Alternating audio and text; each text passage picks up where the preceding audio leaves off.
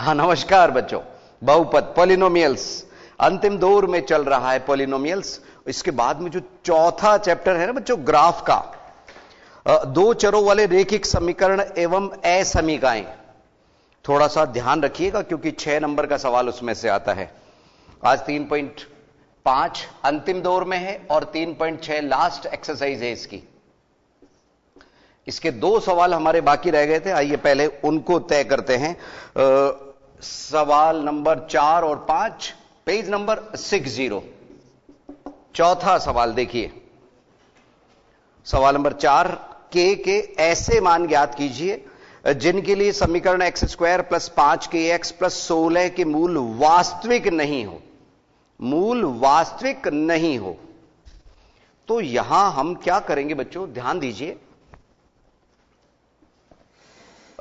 समीकरण है x² + 5kx + 16 बराबर 0। फिर से देखिए, x² + 5kx + 16 बराबर 0। a का मान 1, b का मान 5k और c बराबर 16 है। a बराबर 1, b बराबर 5k, c बराबर 16 है। हमसे कहा गया है मूल वास्तविक नहीं हो। पहले बोला है मूल वास्तविक नहीं, हम नहीं कह रहे, सवाल में दिया है। ठीक है, दिया है तो उसके लिए शर्त होती है कि b² - 4ac जो हमारा विविक्त कर था वो <0 होना चाहिए, <0। ठीक है, अब सुनिए, यहां पे b² का मान 5k² और -4ac, 4 × 5k का स्क्वायर लगाइए बच्चों, इसका अलग मतलब हो गया। और अब जो लिखा इसका अलग मतलब हो गया। 4 × a मीन्स 1 और c का मान 16 है। ठीक है, चूंकि हमारे को दिया गया था मूल वास्तविक नहीं है तो डिस्क्रिमिनेंट जो d है b² - 4ac, अगर वो ऋणात्मक होता है तभी यह संभव है। तो इसका 25k² और -16 चौक 64। अब यहां आप लोग देखेंगे बच्चों कि इसके 2 गुणनखंड कैसे हों।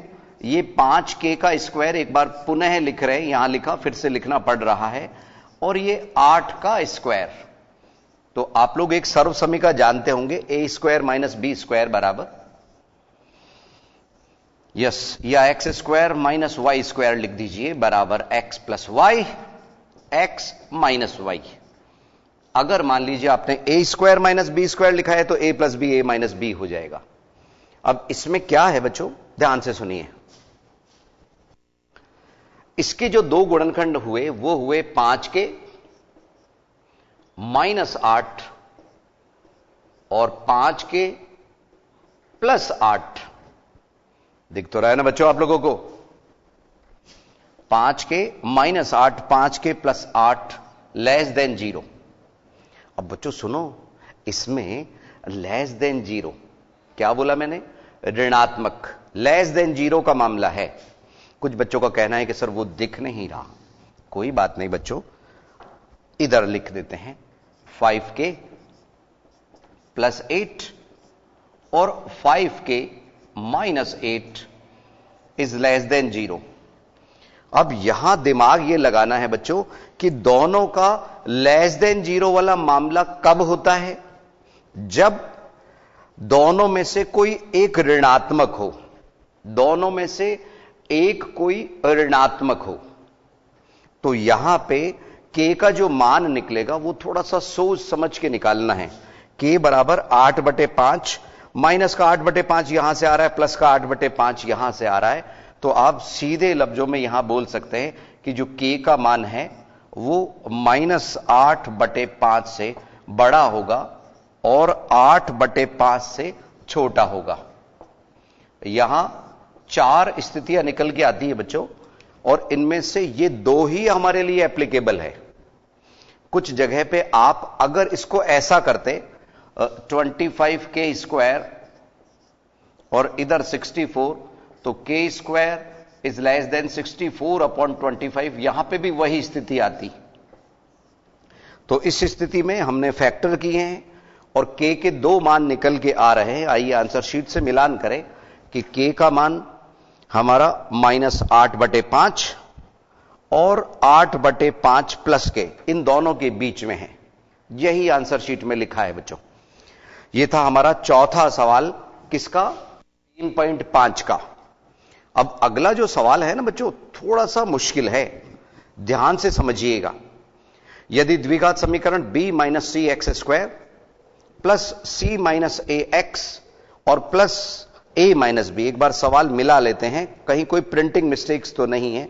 b minus c x square plus c minus a x plus a minus b बराबर 0, और हमारे को सिद्ध करना है 2b बराबर a प्लस सी। सवाल नंबर 5। तो इस तरह से k के 2 मान आए। इन दो के बीच में, इनके बीच में कोई भी मान हम रख सकते हैं, ठीक है, ध्यान रखिए।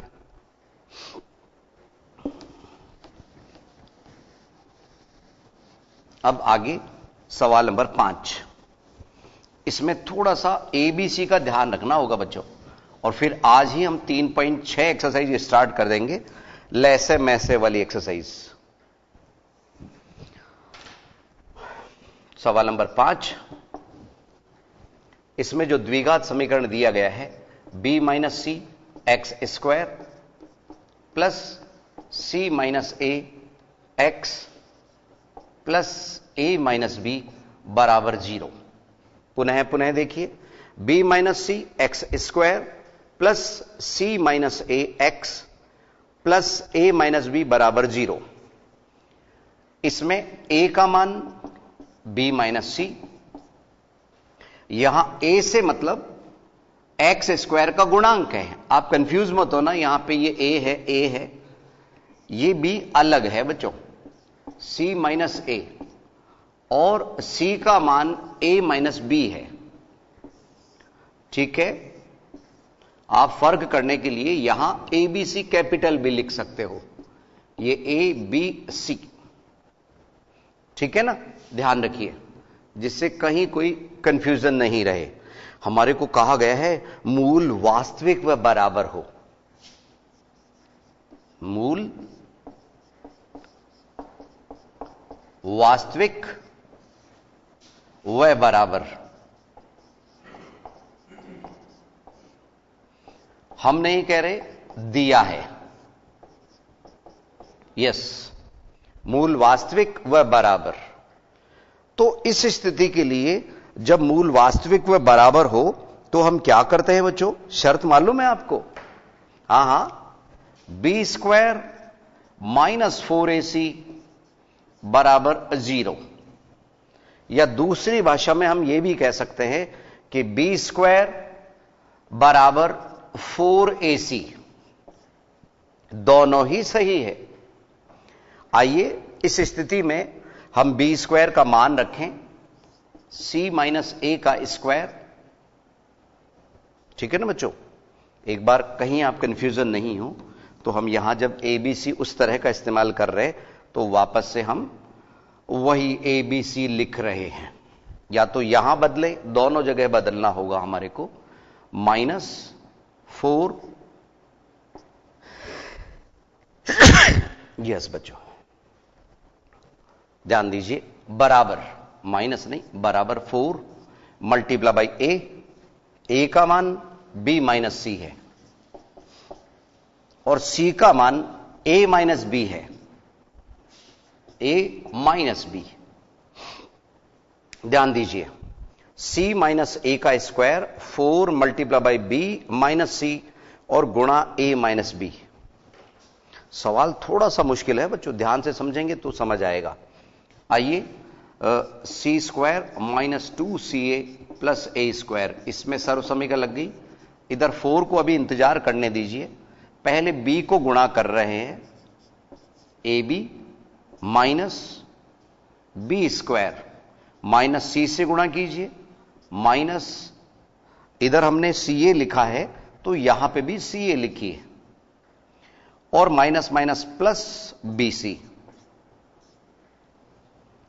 अब ये 4 से गुणा हो गए बच्चों, एक बार पुनः पुनः देख लिए। पहले बी से हमने गुणा किया, a B minus B square minus c a plus b c. अब 4 से गुणा किया इसको, तो c square minus 2ca plus a square बराबर 4 से गुणा होके 4ab माइनस 4b स्क्वायर और इधर में माइनस 4ca और प्लस 4bc। अब ये जो ca है और ये जो ca है, ये दोनों एक तरफ लाए जा सकते हैं, ठीक है।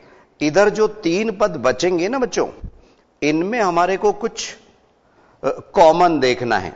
ये स्टेप जो मैं अब लिख रहा हूं वो थोड़ी सी मुश्किल स्टेप है, ध्यान से समझना। सी स्क्वायर माइनस 2ca चल ही रहा है प्लस ए स्क्वायर और प्लस 4ca। अब आप कहेंगे कि सर ये प्लस कैसे हो गया? अरे बच्चों, माइनस का चिन्ह इधर बराबर के इधर आता है तो प्लस हो जाता है ना। और अब यहां पे आपको थोड़ा सा ध्यान रखना है कि इन दोनों को पास में रखना है हमारे को। इन दोनों में कॉमन क्या आ रहा है? 4b। इधर से c माइनस ए का होल स्क्वायर ये नजर आ रहा है हमारे को, c प्लस ए का। तो पहले इनमें से c किस में बच रहा है? उसमें बच रहा है। तो 4bc plus 4ab minus 4b square. Sir हमारे को ये स्टेप समझ में नहीं आई सर, एक बार फिर से समझा दीजिए। अरे बच्चों, ये 4 पद थे ना, ये जो 4 पद है इसमें इस पद को तो इधर भेजा। पता है क्यों? क्योंकि यहां ca पहले से है तो वो प्लस माइनस हो जाएगा। और रहे 4 पद, इनमें आपको थोड़ा सा दिमाग लगाना है कि होगा क्या।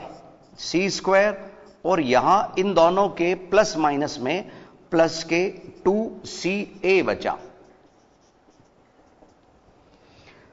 यस, अब इधर इन दोनों में 4b हमने पहले कॉमन ले लिया बच्चों, तो ब्रैकेट में आया c प्लस ए और माइनस 4b स्क्वायर चल ही रहा है। बच्चों दिख तो रहा है ना आप लोगों को? यस। अब हमारे को जो सिद्ध करना है ना वो भी हम लिख लेते हैं। 2b बराबर a प्लस c, ये सिद्ध करना है हमारे को, टारगेट ये है। यस, इसको मिटाने का वक्त आ गया क्योंकि आगे का जो पार्ट है वो थोड़ा सा इसको हटाने पे ही समझ आएगा। तो ये सवाल था, मूल वास्तविक व बराबर हमारे को दिया गया था, उसके लिए शर्त थी b स्क्वायर माइनस 4ac यानी डिस्क्रिमिनेंट विविक्तिकर बराबर 0। इसको हम इस फॉर्म में भी लिख सकते हैं, a का मान b c, इससे कंफ्यूज नहीं होना। ये हमारे सूत्र में abc है, वो abc है और ये सवाल के abc है। हमने कैपिटल में लिखने की कोशिश की थी लेकिन आपको इसी से बेहतर समझ आता है, इसलिए हमने उसको हटा लिया था। यस बच्चों, अब देखिए इसकी जो अगली स्टेप है ना, यहां से यहां तक, वो c प्लस ए का whole square. c plus A का होल स्क्वायर भी लिख सकते हैं, a प्लस c का होल स्क्वायर भी लिख सकते हैं, बात एक ही है। और बराबर 4b c plus a minus 4b square. इन दोनों पदों को हम इधर लेके आ रहे हैं, तो ये c प्लस ए का whole square minus 4b c plus A और प्लस 4b स्क्वायर बराबर 0। अब बच्चों इसमें आप लोगों को होल स्क्वायर ढूंढना है, तभी वो सिद्ध होगा। तो देखिए होल स्क्वायर कैसे, ये c प्लस ए का होल स्क्वायर आपको नजर आ रहा है, ये किसका होल स्क्वायर नजर आ रहा है? 2b का। 2b का स्क्वायर 4b स्क्वायर और माइनस इस 4 को मैं 2 टुकड़ों में तोड़ सकता हूं, 2 और फिर c प्लस ए और इसका जो ब्रैकेट है वो मैं यहां लिख रहा हूं। अगर मैं इसको गुणा करूंगा तो 2 दूनी 4 बी बाहर आ गया, 2 दूनी 4 बी, और सी प्लस ए यहां से आया। तो अब हम इसको होल स्क्वायर कह सकते हैं। किसका होल स्क्वायर बच्चों? हां, सवाल थोड़ा सा मुश्किल है। सी प्लस ए माइनस, यहां माइनस का चिन्ह है तो माइनस 2b का होल स्क्वायर बराबर 0। तो हमारे इसमें जो दोनों मूल है वो बराबर होंगे क्योंकि स्क्वायर बन चुका है। तो अब हम डायरेक्ट इसमें क्या लिख सकते हैं? c plus a minus 2b is equal to 0। चाहे तो 2 बार लिख दीजिए, लेकिन हमें तो सिद्ध करना 2b is equal to a plus C है, एक बार बहुत है। यस बच्चों, तो यहां c plus a is equal to, ये 2b उधर चला गया, 2b उधर जाते ही हमारे को जो चाहिए था वो सिद्ध हो गया। अब कुछ बच्चे कह रहे हैं कि सर आपका तो 2b उधर आ रहा है, सिद्ध करने में उधर है। अरे बच्चों वो एक ही बात है, आप भी नन्हे मुन्ने बच्चों की तरह से बातें करते हैं, ठीक है। तो इति सिद्धम ऐसा लिख सकते हैं जिससे पता भी रहे कि सवाल हमारा कहां खत्म हो गया है, यही सिद्ध करना था। तो हम जहां से चले थे और हमारी जो मंजिल थी उस पे हम पहुंच गए चलते चलते। ABC का मान ये था। ये इसी के साथ में हमारी ये जो 3.5 एक्सरसाइज है वो कंप्लीट होती है। अब अगली जो एक्सरसाइज मिलते हैं बच्चों 1-2 मिनट के अंतराल के बाद।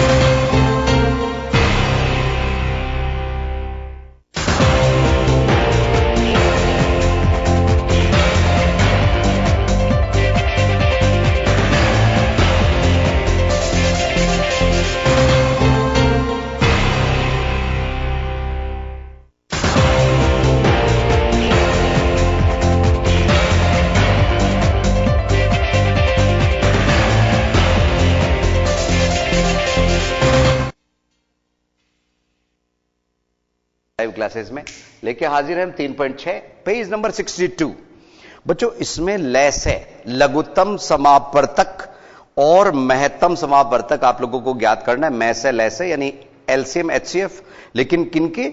बीजीय व्यंजकों के, XY वाले सवाल। तो थोड़ा सा एक बार अगर आप कंसेप्ट समझ लेंगे तो आपको बेहद आसानी से समझ में आ जाएंगे। इसमें हमारे को लेस है ज्ञात करना है, शॉर्ट में लेस है, ठीक है ना। फर्स्ट 24x² YZ, और क्या दिया हुआ है हमारे को? 27x⁴ y² और z की पावर 2।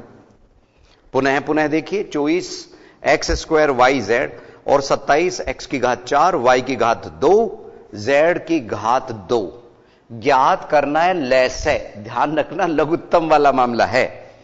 तो पहले 24 और 27, क्या बोला मैंने? 24 और 27, इनको देखना है 24 और 27 के लिए। तो 24 और 27 का लघुत्तम आप जैसे छोटी छोटी क्लासेस में किया करते थे, इधर 24 लिखा इधर 27 लिखा, तो 2 का भाग, इसमें तो 2 का चलता रहेगा, वो तो मना कर रहा है 2 के लिए, ठीक है। तो यहां पे 2 का भाग 12 बार ये 27, और ये 2 का भाग 6 बार, इधर 27, और इधर 2 का भाग ये 3 बार 27, अब 2 ने मना कर दिया कि भाई अब 3 आप करिए अपना, 3 एक बार और ये 9 बार और ये 3 ये 1 बार ये 3 बार और ये 3 और ये 1 1। अब इधर 2 गुणा 2 गुणा 2 गुणा 3 गुणा 3 गुणा 3 216 हो गया, एक तरह से 6 का क्यूब है ये। तो हमारा जो लैसे हुआ, ठीक है, शॉर्ट में लिख रहे हैं 216 तो संख्या हुई। अब जहां तक x की बात है ना बच्चों, x की घात 2 x की घात 4, तो लैसे में x की घात 4 आएगा, क्योंकि लैसे कॉमन नहीं होता है एक ऐसा जिसमें इसका भी पूरा पूरा भाग चले जाए, इसका भी पूरा पूरा भाग चले जाए। और y की घात 2 और z की घात 2, इसमें अगर कॉमन है चाहे नहीं है तब भी वो पद आता है, ध्यान रखिए। और इसको मैं 2 की घात 3 गुणा 3 की घात 3 भी लिख सकता था। आपके आंसर शीट में किस रूप में है वो हम देखते हैं जरा। यस, 216 x की घात 4 y की घात 2 z की घात 2, बिल्कुल यही उत्तर है बच्चों। आइए अगला सवाल देखें, second part. X square minus 3x plus 2, और इधर में x की घात 4 प्लस x की घात 3 माइनस 6x स्क्वायर। यह सवाल में कहीं कोई प्रिंटिंग मिस्टेक नहीं होनी चाहिए बच्चों। कम ऑन, पहला पद प्रथम व्यंजक, ठीक है, प्रथम व्यंजक ही लिख देते हैं हम।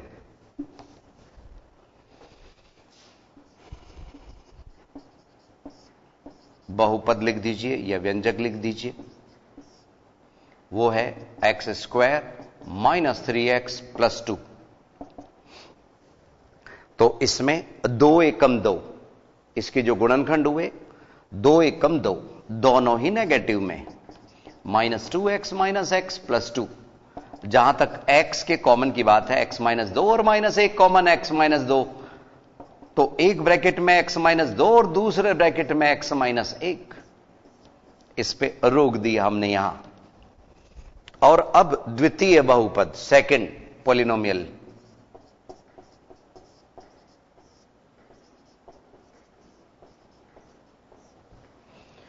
यस, एक एक बहुपद को हम लेते जाएंगे और उसके गुणनखंड करते जाएंगे।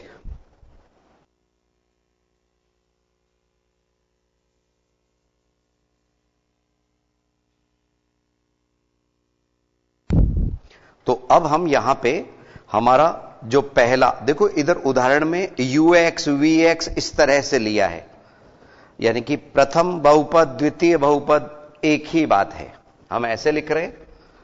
तो द्वितीय बहुपद है हमारे पास में x raise to power 4 x cube minus 6x square. तो आप देख रहे हैं सभी में x स्क्वायर कॉमन आ रहा है, x square plus x minus 6। पुनः पुनः देखिए, x square common, x square plus x minus 6, गुणनखंड 3 दूनी 6। कई बच्चों के तो बिल्कुल टिप्स पे है बच्चों, इसी में नजर आता है कि सर 3 दूनी 6 कर दीजिए अब तो, प्लस का 3x माइनस 2x माइनस 6। तो यहां x स्क्वायर कॉमन चल ही रहा है, इन दोनों में x common, x plus 3 minus 2 common, x plus 3। और ये तो आपको बता ही रखा है ना बच्चों कि दोनों ब्रैकेट में एक जैसे पद आने चाहिए, x प्लस 3 x प्लस 3, इसका मतलब हम सही कर रहे हैं। तो यहां x स्क्वायर, एक गुणनखंड x प्लस 3 और दूसरा x माइनस 2, ये तो रहे गुणनखंड करना, ठीक है। ux vx उदाहरण ने लिखा है, हम ऐसा लिख रहे हैं। अब जब गुणनखंड हो गए ना बच्चों, तो सुनिए जरा। यस, सवाल नंबर 1 तो आप लोगों ने समझ ही लिया था, सवाल नंबर 2 के उत्तर हम यहां लिख रहे हैं। फर्स्ट पार्ट हो गया था, सेकंड पार्ट नीचे नहीं यहां समझा रहे हैं आपको कि इसका जो लैसे ज्ञात करना है वो कैसे करेंगे। सबसे पहले तो ब्रैकेट के बाहर यहां कुछ भी नहीं है, यहां एक्स स्क्वायर है उसको याद कीजिए। एक्स स्क्वायर को पहले सम्मान पूर्वक लिखिए, ठीक है। अब ब्रैकेट देखिए, कोई कॉमन है क्या? हां, x माइनस 2 कॉमन है। अगर HCF पूछते ना, HCF यानी मैं से, तो x माइनस 2 आ जाता, लेकिन हमसे तो ले से पूछा जा रहा है, तो x माइनस 2 को लाइए। x माइनस 1 कॉमन नहीं है, लेकिन ये आएगा ही आएगा। और अगला क्या बचा? x प्लस 3 बचा, वो भी आएगा। आपको गुणा नहीं करना, हो सकता है उत्तर माला में गुणा कर दिया हो आप, तो ये लिखिए उत्तर आ गए, बात खत्म। तो इससे आपको पूरे नंबर मिलेंगे बच्चों, चिंता मत करो। अब आंसर शीट में कैसे लिखिए वो हम देखते हैं।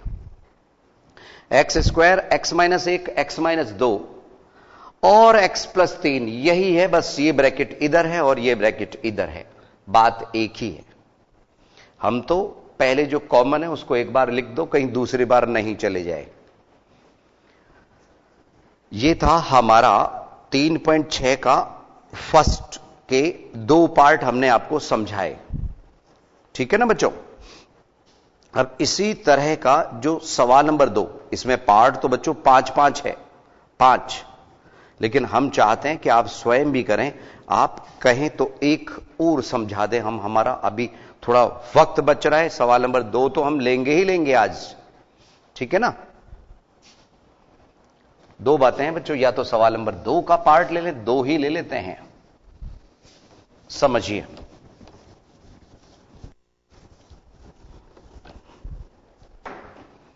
सवाल नंबर 2 वो भी समझ में आ जाएगा।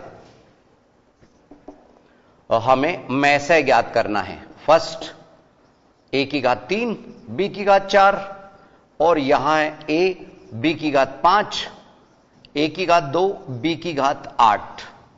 ज्ञात करना है में से। में से महत्तम समापवर्तक HCF, हाईएस्ट कॉमन फैक्टर। तो यहां a कॉमन है, a कॉमन है, a कॉमन है ना, पर a की घात कम से कम आएगी बच्चों इसमें। a, यहां a है तो ये आ गया। b की घात 4, b की घात 5, b की घात 8, तो b की घात 4। मतलब b की घात 4 के अलावा भी b है, यहां पे अलावा भी है, लेकिन कम से कम b की घात 4 तो सभी में है ना, तो वो हमारा हुआ HCF। इसी तरह के सेकंड पार्ट की बात है, 16x स्क्वायर y स्क्वायर और 48x की घात 4 z। हमें ज्ञात करना है में से, यानी HCF ज्ञात करना है में से। देखो 16 और 48, 16 और 48 में 16 कॉमन आ रहा है और x की घात 2, y कॉमन ही नहीं है, z कॉमन ही नहीं है, तो लिखेंगे ही नहीं।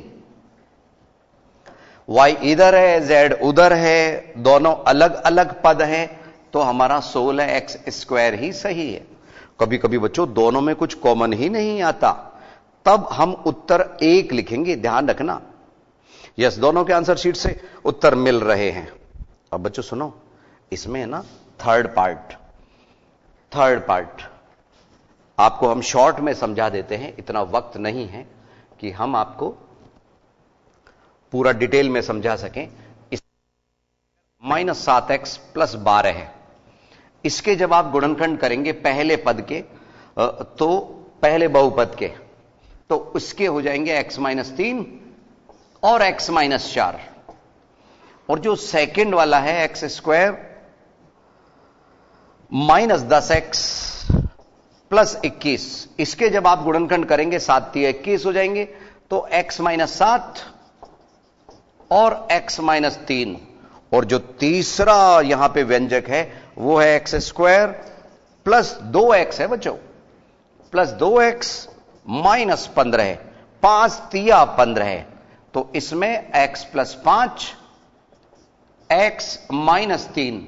आप अपने तरीके से कर लेना बच्चों, गुणनखंड आप लोगों को हमने बहुत बेहतरीन तरीके से समझाए हैं, तो अपने गुणनखंड आप लोग खुद कर सकते हैं, ध्यान रखिए, ठीक है ना। इसके 3 × 4 12, दोनों नेगेटिव में हुए, गुणनखंड करते करते ये आया। इसमें 7 या 21 दोनों नेगेटिव में माइनस के साथ -3, गुणनखंड करते करते ये आया। इसमें एक प्लस और एक माइनस होगा, तो 5 तिया 15 है। अब आप ये देखिए बच्चों, इसमें और इसमें, इन तीनों गुणनखंड में कोई आपको ऐसा पद दिख रहा है जो कॉमन हो? ऐसा ब्रैकेट दिख रहा है जो कॉमन हो? निश्चित रूप से x -3, x -3, x -3 तीनों जगह पे दिख रहा है। तो अतः मैस है, यहां ही लिख देते हैं हम, अतः मैस है, क्योंकि वो उभयनिष्ठ है, बराबर x -3। इस तरह का सवाल है। ठीक है, तो ये हमने 3 पार्ट लिए। तीसरे पार्ट में हमने थोड़े वक्त की कमी की वजह से तेजी से आप लोगों को गुणनखंड समझाए। तो 3.6 हमारी अगली क्लासेज में कंप्लीट हो जाएगी बच्चों। तीसरा, चौथा, पांचवा कीमती सवाल है, एब्सेंट नहीं रहिएगा। तो अगली क्लास में कुछ नया लेके हम फिर हाजिर होंगे। नमस्कार।